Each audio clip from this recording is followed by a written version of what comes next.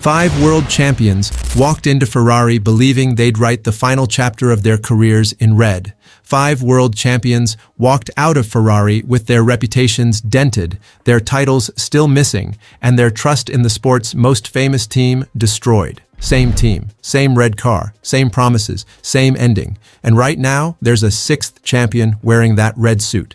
7-time world champion Lewis Hamilton. So before we talk about whether he can finally deliver Ferrari's next title, we need to talk about why every champion before him couldn't. Because it's not 5 different stories, it's one story, 5 times. Let's break down the pattern, where we dig into the stories behind the stats, the politics, the pressure, and the personalities that actually decide championships.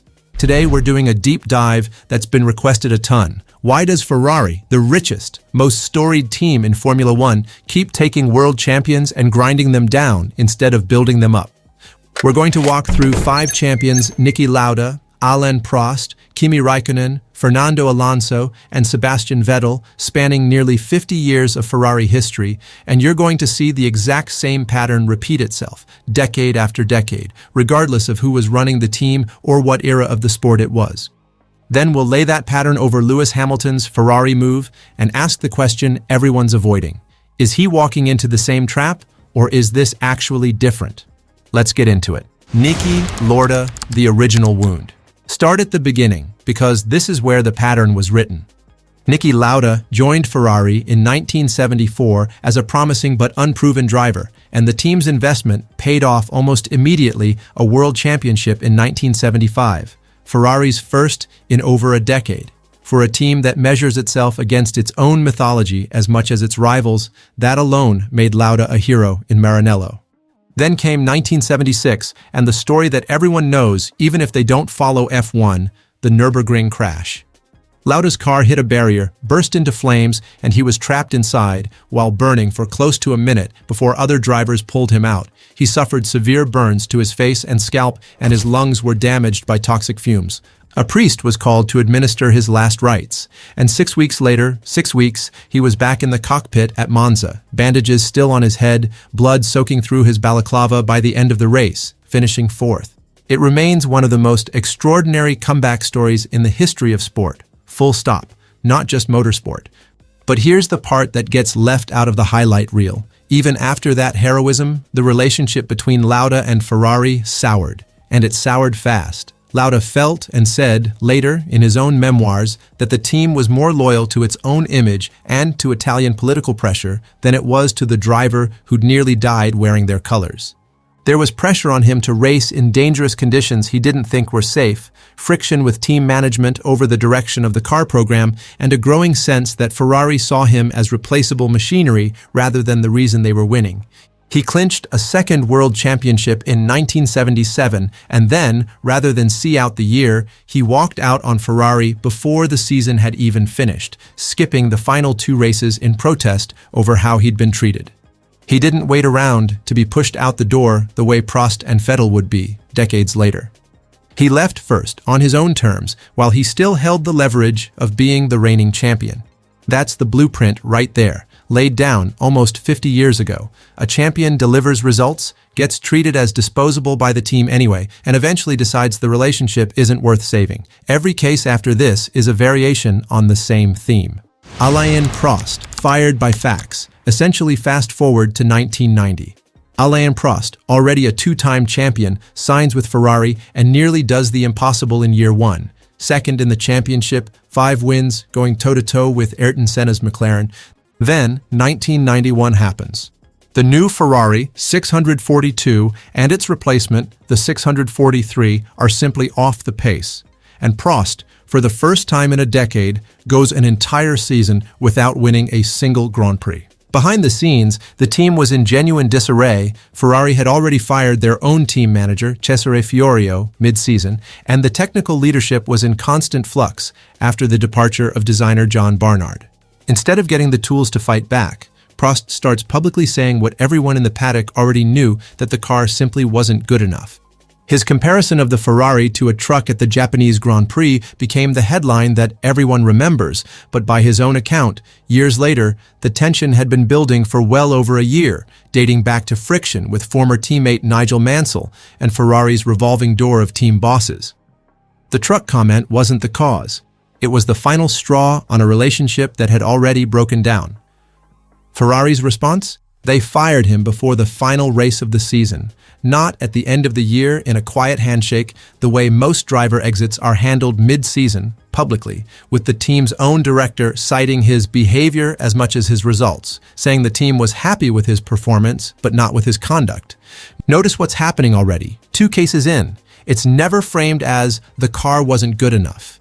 It's framed as the driver's attitude, the driver's negativity, the driver's fault for saying the quiet part loud. Ferrari builds an uncompetitive car, and somehow the story that reaches the press is about the driver's temperament. KIMI Räikkönen. They dumped the guy who actually won this one's the wildest, because KIMI Räikkönen is the rare case where the plan actually worked. He joined Ferrari in 2007 and won the World Championship in his very first season, the last time Ferrari won a driver's title until this era, incidentally. And Ferrari still got rid of him. By 2009, with a contract still running, Ferrari paid Räikkönen out to make room for Fernando Alonso, by most accounts a call driven by the team believing Alonso was the bigger long-term asset, though Ferrari never spelled that reasoning out publicly in so many words. Either way, the reigning world champion, driving for Ferrari, was moved on early, not because he'd stopped delivering results, but because the team had decided someone else fit their plan better. He came back in 2014 for a second stint that lasted 5 years, and it was a totally different experience, solid, unspectacular, always in a supporting role, never really the priority. The team that once built a whole season around him now treated him as the reliable second option. If Prost shows you what happens when you criticize Ferrari, Räikkönen shows you something almost scarier. It doesn't matter if you're right. It doesn't matter if you win them the title. If Ferrari decides you're not the future, you're gone. Fernando Alonso. 5 years of almost Fernando Alonso's Ferrari years might be the most heartbreaking of all, because there's no single explosive incident, just a slow 5-year bleed.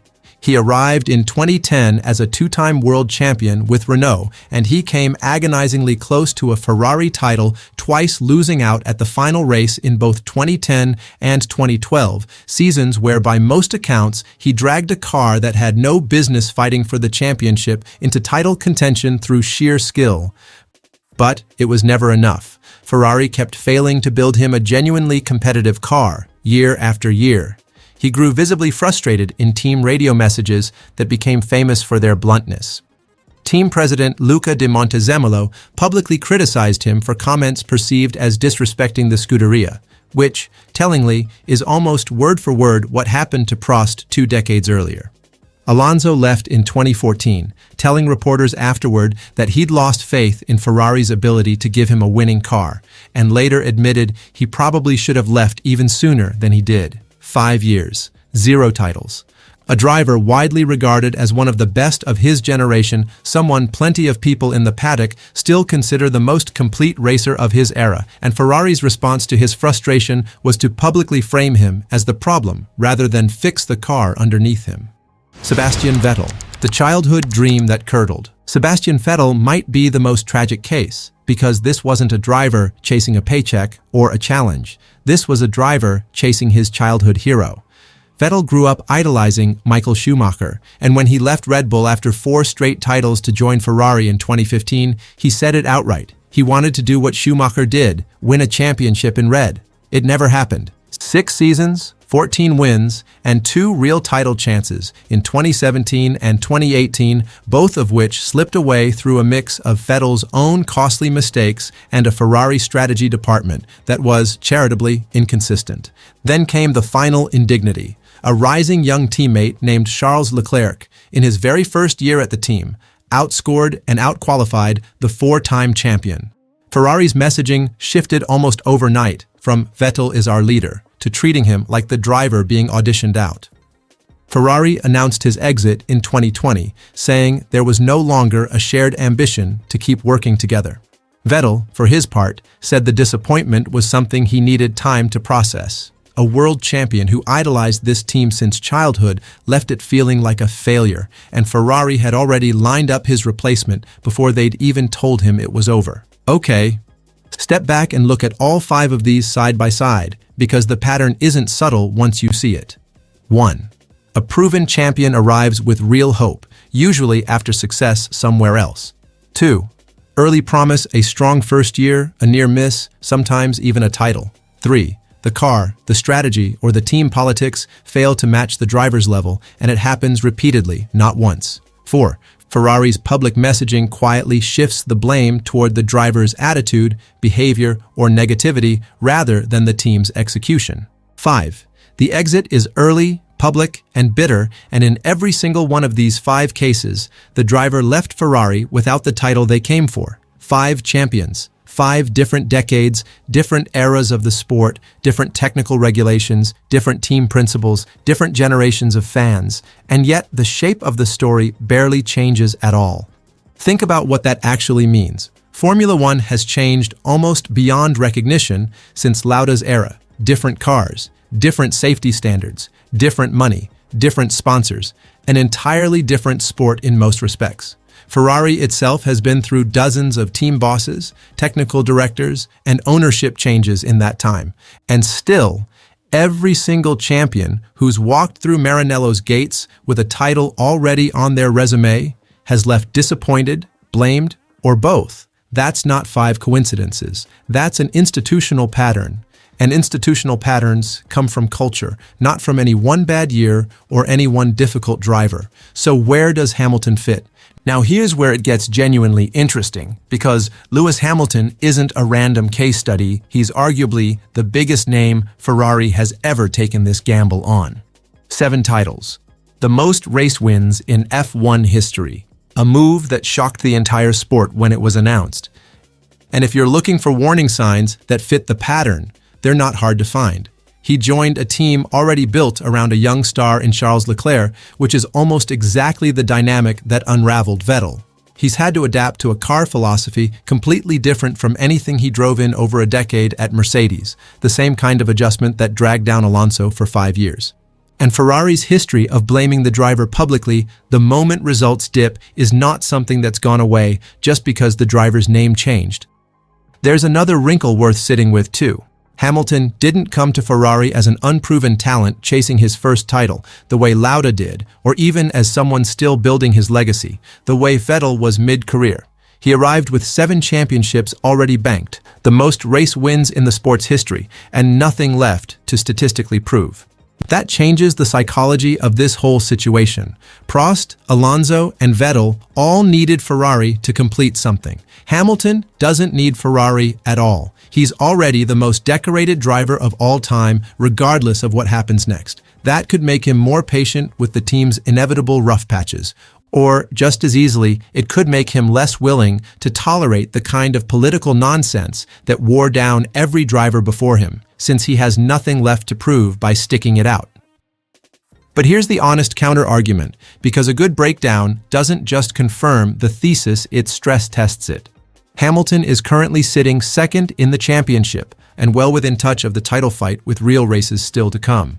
That alone separates him from Prost's winless 1991 or Vettel's collapsing final seasons, where the gap to the front was already unbridgeable by summer. Hamilton has shown he can still win races and genuinely fight at the front in this car, not just survive in it. And unlike Alonso or Vettel, who arrived starry-eyed about what Ferrari represented, Hamilton joined already knowing every version of this story he's watched it happen to drivers he raced against and respected. He's not walking in naive. There's also a structural difference worth naming. Ferrari's chaos in the Prost and Vettel eras was partly a symptom of a team that kept changing leadership and direction every couple of years. The current Ferrari operation, for all its flaws, has had more continuity in recent seasons than it did during several of those earlier collapses. Whether that continuity translates into the kind of car and strategy execution a 7-time champion needs to actually win a title is the real open question, and it's one that won't be answered by this point in the season. So where does that leave us? The honest answer is, it's too early to know which version of this story we're watching. The pattern says, be worried. Every single precedent points toward frustration, blame shifting, and an exit without the title Ferrari promised. The results so far say maybe, just maybe, this one's different. Both things can be true at the same time, and that tension is exactly why this is worth watching as closely as we are. So that's the pattern, 5 champions, 1 team, 1 repeating tragedy. The question I'll leave you with, is Ferrari the problem, or is it just that greatness alone was never going to be enough at a team this political?